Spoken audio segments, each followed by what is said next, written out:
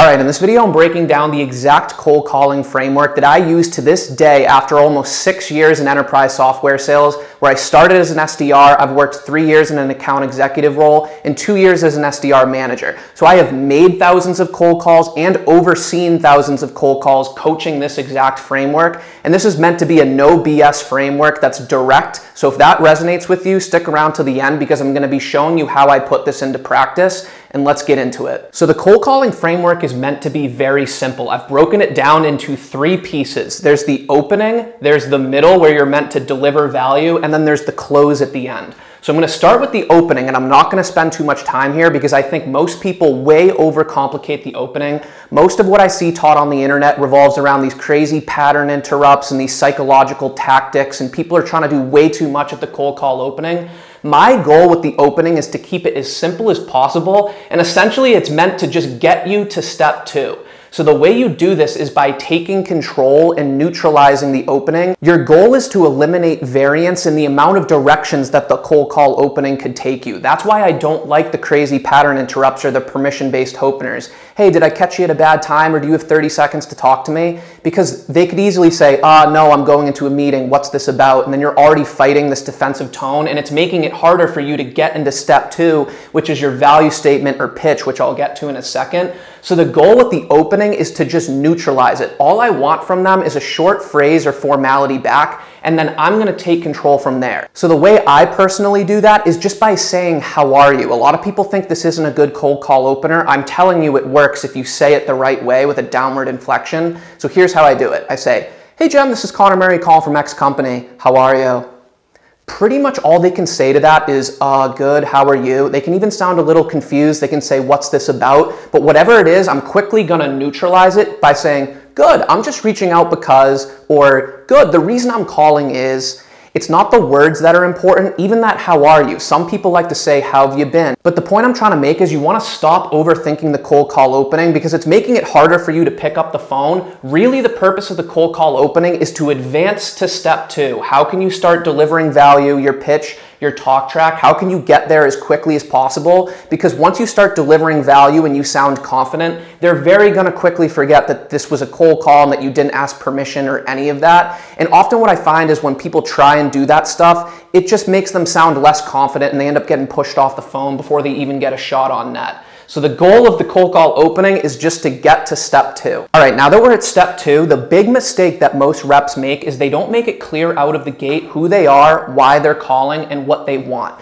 They lead off telling them who they are and they say, we work with companies and priorities related to these processes. Do you have any challenges in these areas or initiatives here? How does that sound to you? Is that something you'd be interested in? And you're giving all the power and control over to them. And the burden of proof is on you to deliver value. You haven't delivered any value yet. Most times people receive cold calls, it's not useful or helpful to them. I still receive cold calls and my immediate reaction is, this person probably can't help me. So you need to take control and deliver value by telling them who you are, why you're calling, and what you want within the first 30 to 60 seconds of the call. Don't leave this up to chance. Don't ask them how they're doing that day or if they have time to talk. Don't lead off asking them questions. You want to take control and show, I've been here and done this before. Here's who I am. Here's why I'm calling, like how I can help you. And then what you want is time on their calendar. Now you have satisfied their base requirements. Now they know what this call is about. They're busy in the middle of their workday. Now they know this call isn't going to drag on 10 minutes because the ball's in their court. They can either say yes or no to you, and this is what's going to get them to drop that defensive tone and for them to actually engage with you. So again, the who you are is how you describe yourself, which can change depending on who you're calling. You want to make yourself sound relevant to whoever you're speaking with.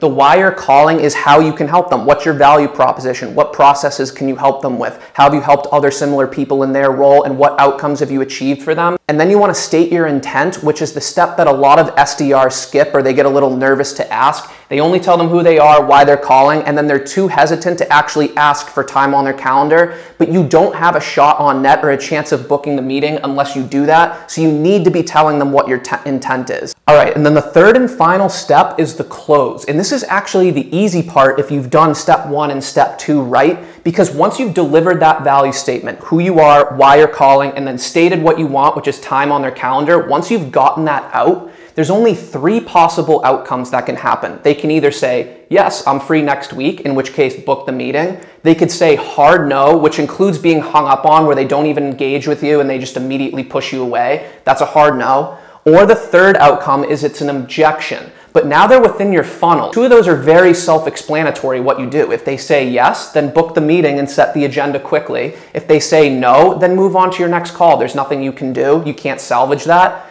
Or you can be prepared for the objection. And if you're prepared for the most common ones, typically the top 3 or 5 most common objections will account for like 80% of the objections you receive. If you're prepared for those, you give yourself the best shot on net of overcoming it and turning it into a meeting. If they give you an objection, my strategy is to get what I call 2 no's. The first no comes from after you stated who you are, why you're calling, and what you want. If they've objected to you, that's essentially your first no. And then your second no is you want to double down and sell time. If they tell you they already work with a competitor, you don't want to start pitching your own solution and how much better it is. And this article says this, and these statistics say that. You more want to double down and sell time. You tell them that you work with customers of X competitor all the time and that this is more just to get introduced and aligned going forward. You want to double down and sell that time on their calendar. Just get them to that meeting because you're going to have a better shot of overturning them there than an off-the-cuff cold call. You're not going to convince someone you just got in the middle of the day out of the blue to all of a sudden move off of a competitor and onto yours,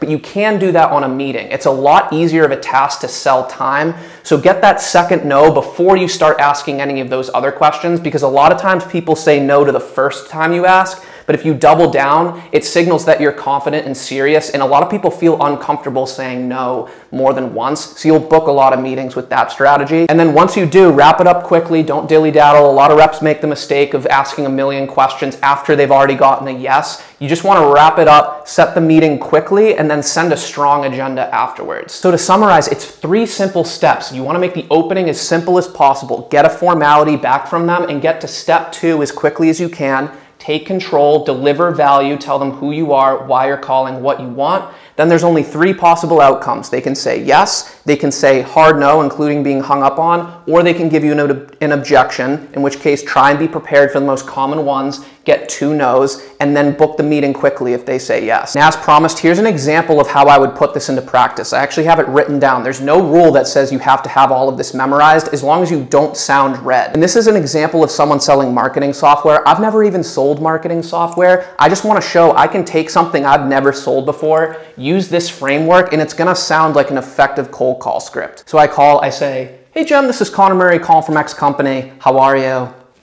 Good. I'm just reaching out because I head up the team here that supports companies working in the Z industry on marketing priorities related to customer acquisition, brand recognition, and digital marketing execution. And I'm just reaching out because our team does this by working with marketing teams on social media strategy, mobile experiences, and tracking analytics across all these channels. And I know I kind of called you out of the blue here, so I was more just looking to set aside some time for us to get introduced going forward. Are you free next week on Wednesday or Thursday? So what I did there is got a quality shot on net. I took control, and then rather than putting the burden on them, the burden of proof is on me, and I told them who I was, why I was calling, and what I want.